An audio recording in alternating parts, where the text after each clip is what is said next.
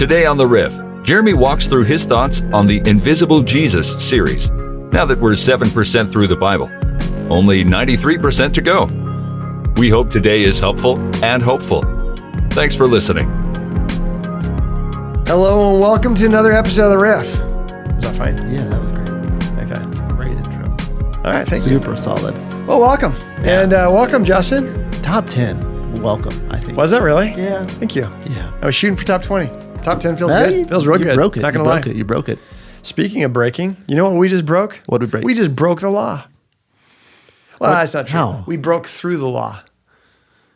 Oh. The first 5 books of the Bible, I right? see We what got you're through doing. Deuteronomy, That's right? biblical comedy. Yeah. At its finest. At its finest. Hey, this is the behind the scenes, man. That's This great. is to the Riff Raff. Let me tell you something about the Riff Raff, Justin. Okay. The Riff Raff, they are a higher than average Bible IQ. They are a sharper than average when it comes to the fine points of comedy. They appreciate that intellectual slinging of words. So, yeah, this Riff Raff, they need this kind of stuff. So, I would agree. yeah. We got through the Torah. Yeah. That's Invisible Jesus. Invisible Jesus. A lot of people have been asking if the writers of The Chosen, they've been asking me if the writers of The Chosen have contacted me. Have they? Well, about doing Invisible Jesus on the big screen. It doesn't surprise me. Yeah. Doesn't surprise Does me that not people have surprise asked me me. either. Now, they have not. They have not. Dallas Jenkins has not yet contacted me That's... personally. You would be... I'm just thinking, if you were going to play someone, Yeah? you would be an excellent Moses. You think I would? Yeah. Yeah.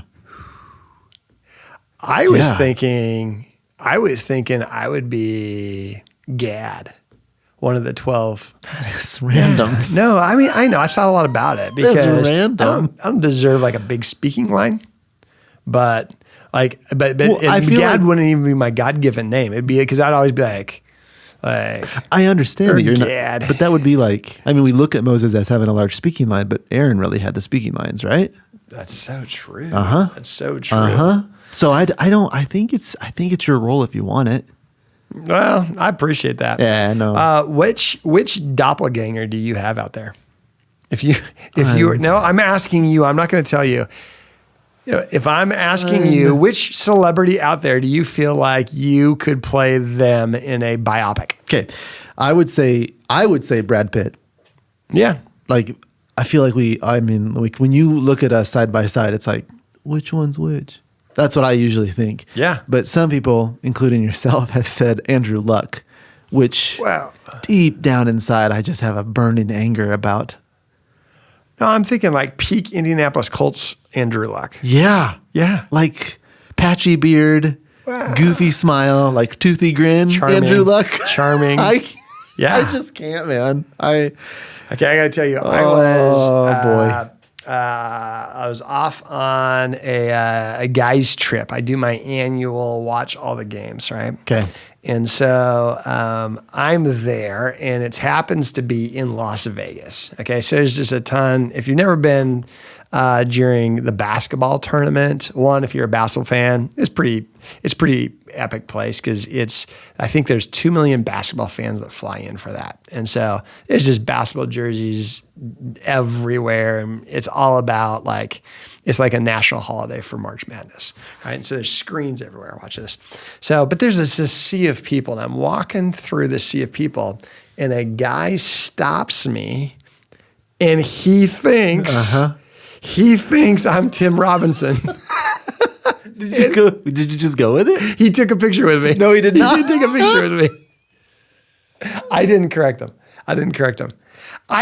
I'm not confident he walked away thinking I was, but he definitely stopped me and asked me for a picture thinking I was. So, yeah. I don't disagree. And I don't love that. I don't love that. No, I don't love that. So anyway, Yeah. So, we were talking about the breaking through. Oh, so Moses. Yeah, I don't think I'll play. Oh, Moses. yeah. But we did get through Deuteronomy, and so we are 5 weeks down, 62 weeks to go of the series. Yeah, so which might there. take us we're 2 almost years. there. We're right? almost there. So I want to have a conversation on, because you started this excited and nervous at the same time. Yeah. And I want to gauge your excitement and your nervous levels at this point in the game. Yeah, I would say, okay, so to be frank, Please. to be earnest, Please. I would say my nervousness was not as much that what will people think about a long series. Okay. Because I would have no problem punting.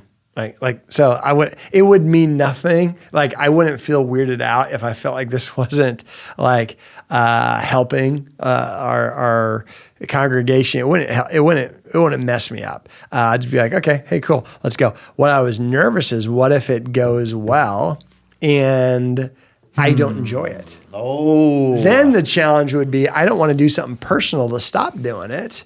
But I also don't want to like regret the weekends for the next 2 years. Tough. That's a tough space. That's where I was nervous. That's where I was nervous. Okay. All right. So that's where we're at. Where we're at, I would believe, it's not lost to me, and I'm sure there are some people who are like, oh my word, that's the lamest thing ever, 2-year series. So I'm sure there's that.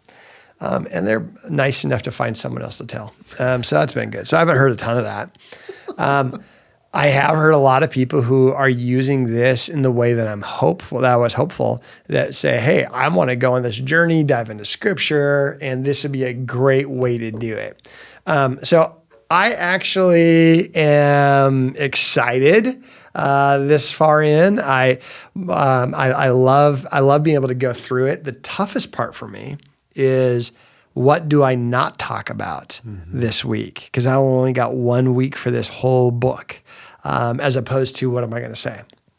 So that's the toughest thing. Like what I tend to do is trying to think of all the themes of the book, all the things that jump out to me, throw them all out there, and then try and piece together like, okay, here's the one theme I want to talk about, or I cheat a lot. Here's a few different themes that allow me to speak to a couple different things without the pressure of trying to speak to the whole book. So yeah. I have found myself Moment of truth here. not wanting to miss a week. And usually I'm like, Really? yeah, I could miss that one. I could miss that one. Which one of my messages do you feel like is the most missable? At least top 5. You might not remember the one, but just give me one. No, I'd say that was in the top 5. I'd say anything between 2015 and 2018. Honestly, not your strongest years. I just don't. that what would you say that in wine? That Just kidding. I'm not a wine guy. You know what I'm saying? Is that not class? That stock. That stock. It was a little grainy.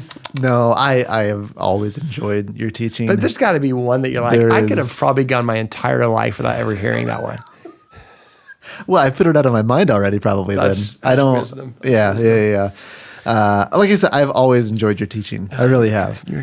There is something about these that adds your humor and adds your likability and your smile, right? All of those things that make Jeremy, with the knowledge base and the passion that you have for scripture. And it has been so fun to be a part of. I have loved it. Your Leviticus message, I told you this, but I found myself being like, I wish this guy or this girl were here to hear it. And I'm like, it's on Leviticus. Like, what? Who invites someone to Leviticus? We opened a new building at Republic with a message on Leviticus. Like, That's true. And people were like, oh, it's so helpful. And it was, because Leviticus is helpful. Like, the Torah is helpful. So I have loved this series. I'm going to tell you something, though. Talk to me. I've gotten many texts. Ooh. There are riots in the streets right now. In Springfield proper? I'd say Springfield. I'd say Republic. I'd say Nixa. And I'd say kind of Midtown area around Atlantic and Missouri. I've read about it. Yeah. What are People these are about? up in arms right now. Ooh, okay. Because we took away. Oh, I know exactly what you're talking about. You don't even need to say it because I'm getting the same text. Some people are so brazen to just walk right up to me and tell me, right?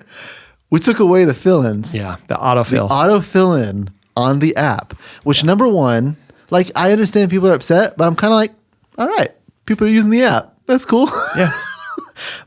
But they are upset out there in the wild, and they're not joking around, which also tells me that this is a very important note-taking process. Because it is like the way that you're walking through these, man, like I find myself wanting to write this down, this down, this down. How does this connect to this? How does this connect to this? And it'll just be fun to see, like at the end of the process, whether it's 2 years or 20 years, however long it takes us to get through this, like to look back at the story and the meta narrative that's happening. Like I look forward to that. Right. I'm just telling you. So here's something I'm trying to evaluate. Last week we talked about the whole 4 ways of thinking, right? And so I'm trying to even process through that of I might be wrong. So the genesis of how we got there. My intention going into this series was to have less fill-ins. So I want to start with that. Because I've determined the only reason I'm going along is not my fault. No, it's not. It's not my fault. Not your fault. Because I respect everybody's time. 100%. I respect the line to pick up your kids that gets in the way of the line to drop off your kids. I respect the parking lot issues. Yeah.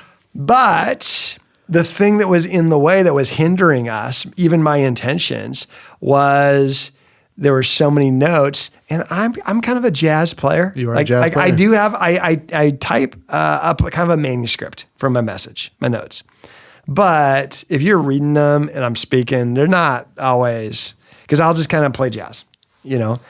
But then I also have to go back and hit the notes. And I tend to pick up more things I want to talk about during the weekend as the services go on, but I still have to pick up the notes. So I figured if I didn't have as many notes, then I can play jazz and I'll end on time. Yeah. The challenge is, I think I'm a lengthy jazz player. Another challenge is every Tuesday. So on Tuesdays, I submit my outline.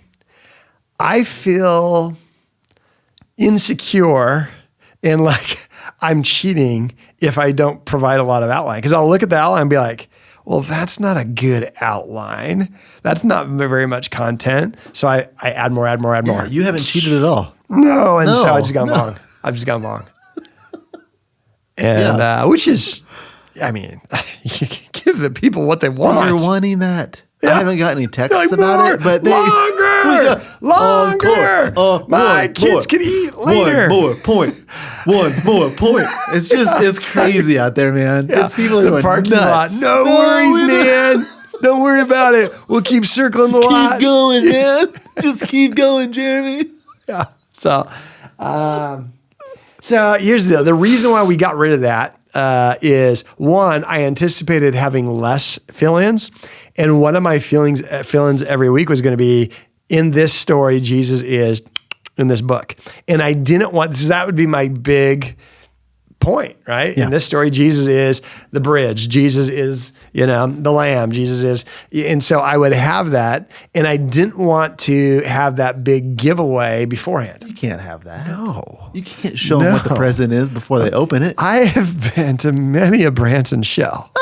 And you do not start your magic show by teaching everyone how to do it. No. Of course not. I don't want them to open up to the Exodus.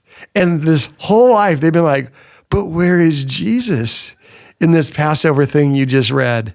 In this spotless, perfect lamb that was just sacrificed for all the people. Tell us, Rabbi, where is this Jesus? And that's when I pause. I give them that half smile, like I'm kind, but also that brow raise, like I'm very intellectual. And I say, watch the lamb. It was him the whole time. And you should see my perspective. The people are like, it's split. What? Half the people are like, what is that you say? And they literally just elbow the people next to him like, did he say Jesus was that spotless lamb? Worthy is the Lamb. And they're all of a sudden they're like, man, this just hit me. The other half though, here's my problem, Josh. The other half, they're looking at me like, I already know. I already clicked. I double clicked the fill in. I already know the answer. So I cannot believe. No. Do you think the people that are up in arms right now, do you think they're a double clicker? They're double clickers. A pre-double clicker? I know they're double clickers. Pre-double Justin. clicker. Yeah, before I even get there. Yeah, that's what I'm saying. I'm like, they're taking all the suspense that I'm working so hard to try and build. And I'm working so hard. The number one thing you want to do as communicators is have suspense. Because then I hold the key. I'm just kidding. That's a John Grisham principle right there. It is. That is Can you imagine? True. In the intro of John Grisham's book, by the way, here's who did it. Yeah, Doug did it. All right, let's start the story. Watch out for this guy. Pay attention to this. Double click here to find out who did it. No one does that.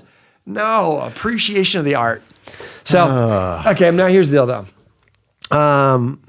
I don't know what we'll do. I don't mind, but here's what I am hearing a lot. If you're too stubborn to bring back the autofills, would you at least hold the notes up there longer? And here's what we're doing too. So we're getting away from like the lower third look where it comes up on the screen, and we're actually doing some stuff behind you on the wall. That's so that Republicans see it. It's for Republic. You got a lot of crowded, like a peekaboo. Yeah.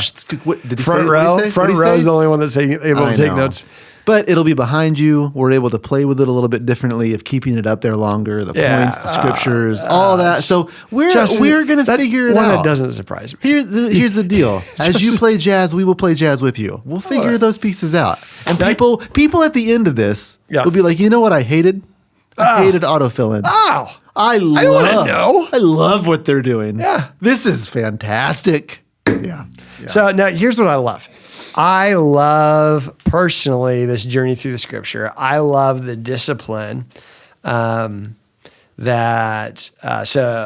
each week, what I'm not doing is I'm not pulling I've preached a message from this book before, dust it off and go over it. Though I'm not opposed. Obviously, been in North Point any length of time. I have no problem with taking a shared text that I love and pouring over it again. Absolutely. But so far, most of the times in this situation, what I'm trying to do is say, okay, what is a story that I've not yet already poured over that I could pour into, right? Mm-hmm. And that's not my commitment for the series, that I would avoid anything I've always talked about. That'll be tough when we get to the Gospels.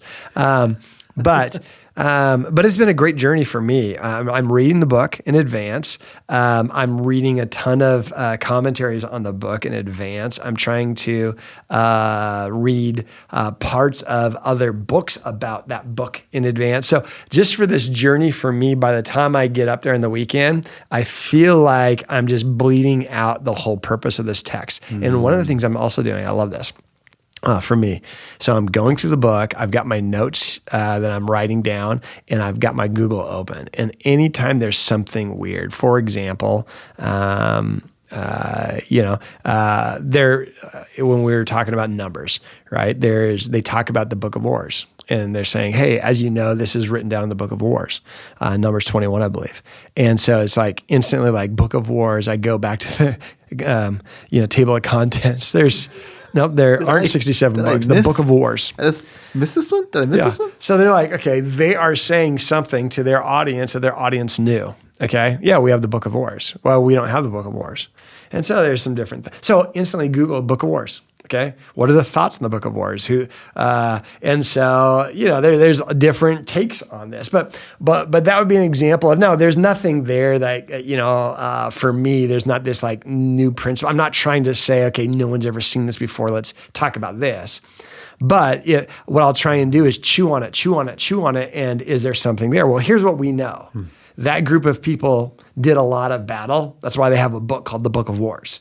Right. And so that I'm just Googling anything that comes up like, oh, you referred to his father-in-law by this name, but then he refers to his father-in-law by this name in this passage. So I'll just start Googling it. Why do they do this? So some of those practices I've done before, but every single week now, it's that sense of, pouring into scripture, writing down my thoughts, Googling questions, hitting commentaries, what other people think about it. That's helpful as a follower of Jesus and just diving into scripture. So anybody could do that. So, and then my hope is that people become really excited and hungry to dive into any scripture and to see where we can find principles of Jesus in there. Well, and I think too, it's really helpful on two sides of the table, because one, if somebody has not wrestled with scripture in that way, I think it's really helpful to do so.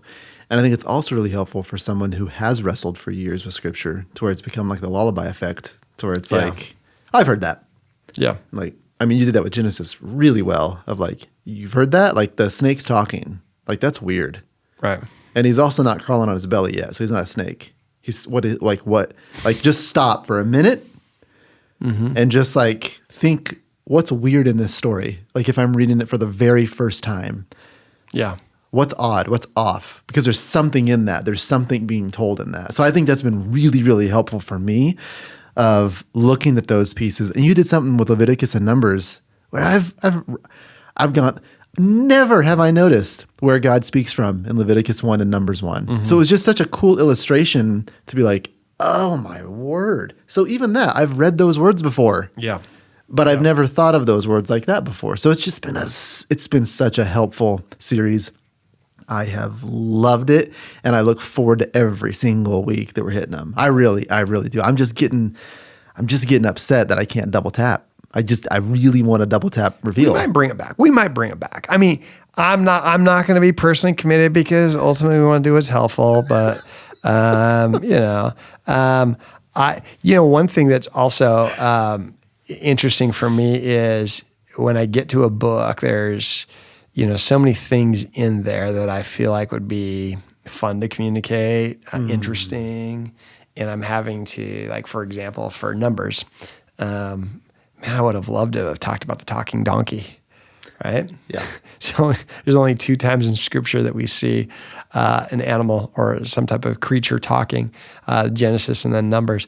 But then, just that process of, or it's something that, man, this is a powerful principle, but it really has nothing to do. And so I'm trying to create opportunities to throw out some of these things. But what's crazy is getting to the weekend. Really, the hardest part is saying, okay, hey, this I've got to just push aside. I'm not trying to give an overview. And that's one of the things that we've talked about, of like we really are trying to develop the 5 habits. One of those being daily integration of scripture. Yes. So hopefully you're going through this series with us of not just listening to a Sunday message and being like, man, that covered it all. Yeah. Like, hopefully it like gets your appetite going towards like, what's it? What's your appetite? To like read more, right? Yeah. Like, let's find a commentary. Let's listen to a podcast. Let's find these things that you're like, oh my word. Like, because Numbers by itself, there's a lot of stories just inside of that space that you could spend weeks and weeks and weeks and weeks on. So yeah, I've actually liked that, and I've liked how you've like you can see like from Genesis to now how you're starting to like mold those. Yeah. And I like where you're going with it, because it makes me then understand the theme better, these small points that you're bringing out. And then when I read it or I listen to it or I engage with it in a different way, I have that lens. Yeah. So hopefully it's been helpful for people to get that type of structure and rhythm down. Yeah. And it's not just like, I went Sunday. It's like, no, this is like a rhythm we're hoping that you develop and a habit that you have. Wrestling, growing. Yeah. Hey, speaking of 5 habits, let's land it with this. Just bringing attention. It's it's not a new concept, but it's even a newer rebuilt page we have online. It's also, I believe, on our app. It's on our app. If you go to Next Steps, you'll find it there. There's a web page now built around this whole thing. There's a form that you can like walk through. It guides you into this different spaces of, I really want to work on this or want to develop this habit, all that kind of stuff. So, and that's a work in progress. We'll continue to develop those pieces and just have as many resources at hand that we can possibly come up with to help you develop those 5. Yeah. So it's the 5 habits. You'll see that on a resource page. If you just go online, I think you can go to northpointchurch.tv/5 and then the letters habits. I think that's right. I think that's right. Yeah. And we'll add those. But basically, hey, how do we integrate Scripture is one of those 5 habits. We've talked about those 5 habits many times. But if you ever feel yourself kind of stuck or in a routine that needs a little bit of a spark, go to those. And hopefully we've got some great resources that the team has put together in each of those areas to give you another perspective on a principle that we think is a lifelong principle. So 5 habits on our next steps, both on our app and online. So Justin, let's continue. We'll pick up the Invisible Jesus series again next week. And we're going into Joshua. And you know what's really a tough thing about Joshua? A couple things. He judges Ruth. Joshua judges Ruth. That's how I memorized it. Isn't it terrible? Because no, it's not terrible. Our audience appreciates that. The riff comedy that they are wanting. They are wanting it. Joshua judges Ruth. That Jeremy Johnson. Yeah. He is so funny. Yeah. All right, you all have a great week, and we'll catch you on another episode of The Riff next week. Thanks for listening to this episode of The Riff. We'll have a brand new episode every week, wherever you find podcasts.